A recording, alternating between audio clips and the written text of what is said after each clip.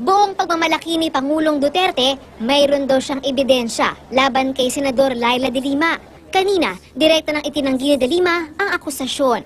Hindi raw siya tumanggap ng drug money na ginamit sa kanyang kampanya bilang senador o kaya'y naging protektor umano ng drug lords sa Bilibid. The insinuations na protector ako, cuddler ako ng drug lords or drug convicts dahil nakikinabang ako. Either I'm in their payroll, sabi nila, or nag-contribute sila sa campaign funds ko. Ilang beses ko na po yan dinenay. So I'm denying it again. That's an absolute lie. That's completely false. I will never do that because I've never betrayed my oath as a public servant, and I don't intend to ever betray my oath as a public servant, lalo na may mandato ako ngayon sa taong bayan. Ang mga akusasyon ni Duterte, una, immoral daw si Delima dahil nakikiapid sa kanyang driver na may asawa. At pangalawa, ang driver daw niya ang bagman ni Delima ng pera mula sa droga. Itinanggi ni Delima ang akusasyon tungkol sa droga. Pero aminado siya na may kaunting katotohanan sa sinabi ni Duterte. May konting totoo dyan, pero karamihan ho dyan, exaggerations, distortions, and lies. And foremost of the lies, itong sinasabi na may nangungulekta para sa akin sa Bilibid. That is an absolute lie. I don't want to be publicly engaging na paisa-isa ko na mga i-explain yan, etc. But this one I can tell you, may some snippets of facts, snippets of truth, but the bulk of it are distortions, are exaggerations, and lies. How can you convince us that you are not the protector of the big-scale drug lords?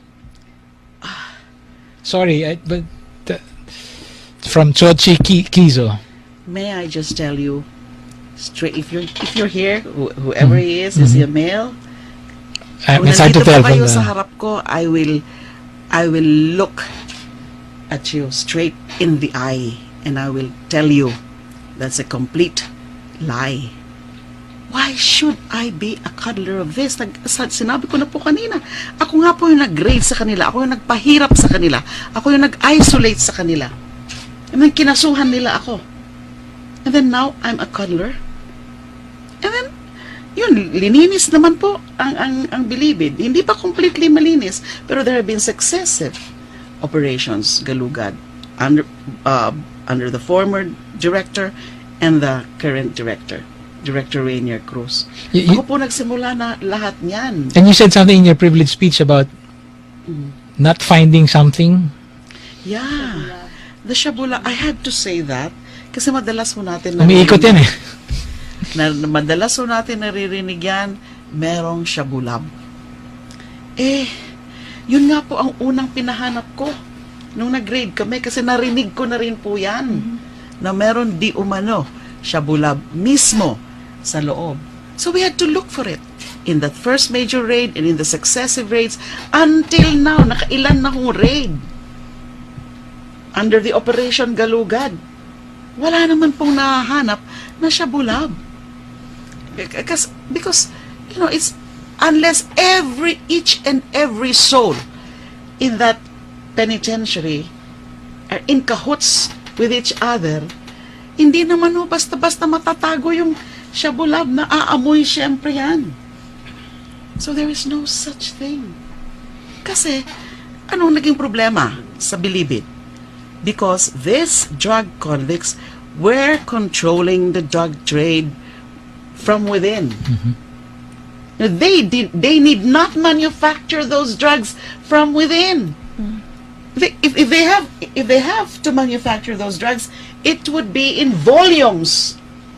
You know, ano nangyayari? May ilan-ilan na nakakapasok ng mga sachet-sachet, you know, dahil sa pakikipagkuntsaba sa mga prison guards, na madali naman kasi silang mga nabibili, nababribe.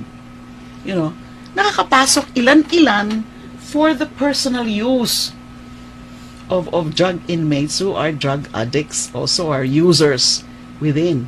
Pero to say na nanggagaling ang droga sa loob at yun ang binibenta sa labas, minamanufacture pa. They don't need that kasi nga dati nang may mga drugs sa labas. Di ba yung sinasabi ng Pangulo na these drugs come from somewhere else? From somewhere else. From another country. Kaya nga ini-insist niya, wala daw drug lord, wala daw big time drug lord na hindi pa ako masyadong nag-a-agree doon.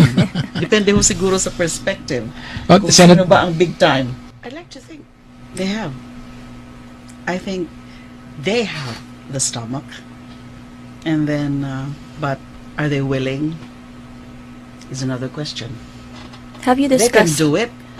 I mean, in fact, to be honest about it, yung the fact na may mga nag-express ng reservations about the Senate inquiry for various reasons, like allegedly being premature, and then yung sinabi ko nga na it might dampen the resolve and the spirit of the law enforcers, yung momentum nila masisira, o kaya yung, oh, puro lang naman allegation, may proof na ba kayo?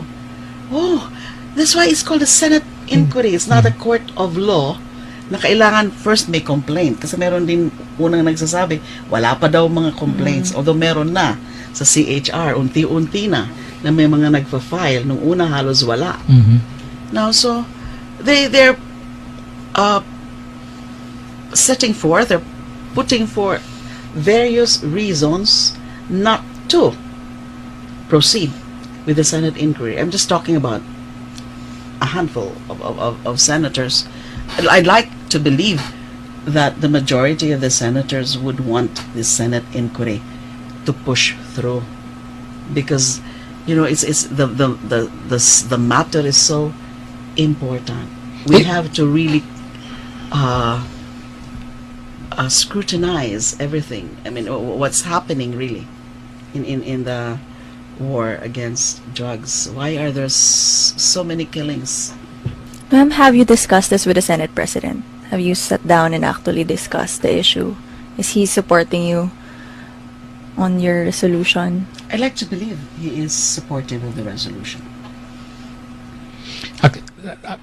Something you said earlier, ngayon ko lang naintindihan talaga yung consequence. No? You said earlier that Coco Pimentel had actually spoken to the President about his plan to name you Justice Committee Chair. So the President knew.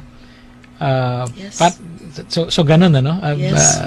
Which, if I'm reading between the lines correctly, gives you the courage to say na the demolition job is not actually going all the way to the President. Kasi parang alam naman niya na ikaw may magiging committee chair. Tama ba yung basa ka ba, Senator?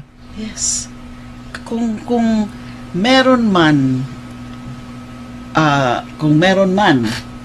na ginagawa ang Pangulo, yes, balik ako sa sinabi ko po kanina na baka nga meron lang mga nagbibigay sa kanya ng mga maling impormasyon.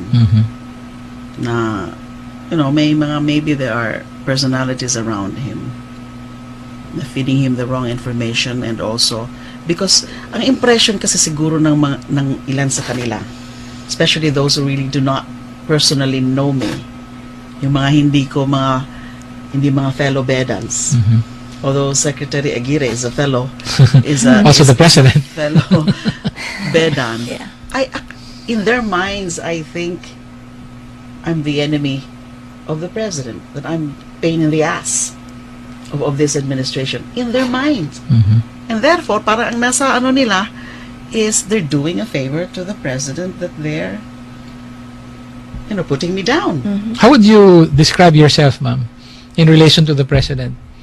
Are you in the pain in the neck, or? No, I'm not.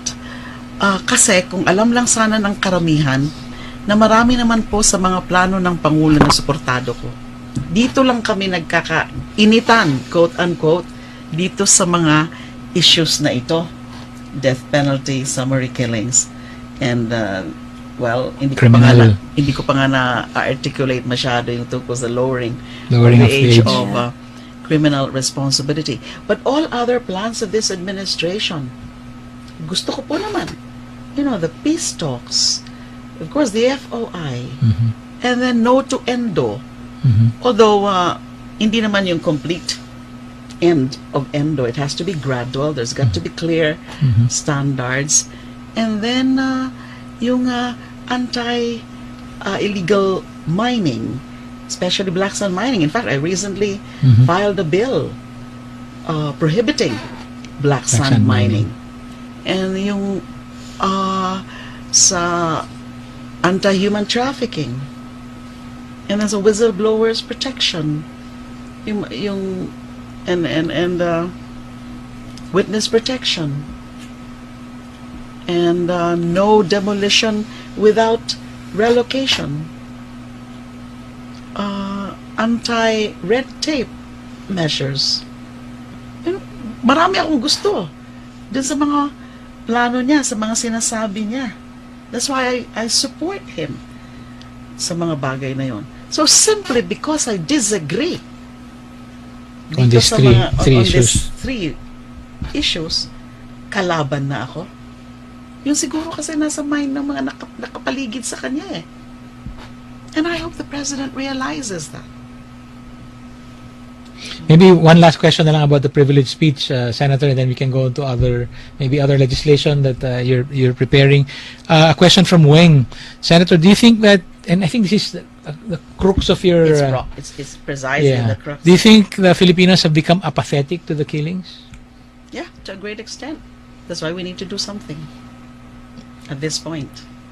And not wait until, kasi sinasabi ko ang national sociopathy. And then, hindi pwede na wala na lang.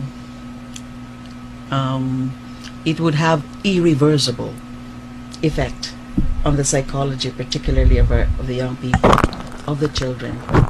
Growing under an atmosphere or environment that it's okay to kill, that it's okay to see dump dead bodies in whatever corner. So mali po yun.